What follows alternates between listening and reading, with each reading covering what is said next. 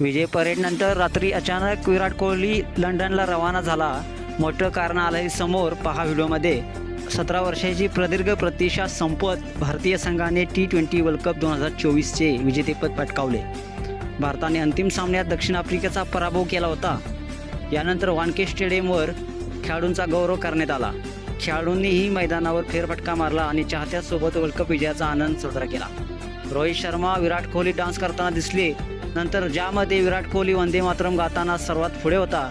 मात्र विजय परेडनंतर किंग कोहली लंडनला रवाना झाला होता। त्याचे मुख्य कारण देखील समोर आलेले आहे। मुंबईतील विजय परेड संपल्यानंतर विराट कोहली विमानतळावर पोहोचला, कारण अनुष्का शर्मा, वामिक आणि अकाई लंडनमध्ये होते। त्यामुळे विराट कोहली लंडनला त्याच्या कुटुंबियांना भेटायला गेलाय। याआधी विराटने दिल्लीत भाऊ आणि बहिणीसोबत चांगलाच वेळ घालवला होता। विराटला जेव्हा क्रिकेटमधून वेळ मिळतो, कुटुंबासोबत अधिकाधिक वेळ घालवत असतो। इतकेच नाही तर सामना जिंकल्यानंतर विराट कोहली अनेकदा अनुष्का शर्मासोबत व्हिडिओ कॉल करताना दिसलाय। वर्ल्ड कप फायनल जिंकल्यानंतर कोहलीने तेच केलं। अंतिम सामन्यात विराट कोहलीने 76 धावांची शानदार खेळी करत भारताला चॅम्पियन बनवण्यात महत्त्वाची भूमिका बजावली होती। या खेळीसाठी कोहलीला सामनावीर म्हणून निवडण्यात आलं होतं।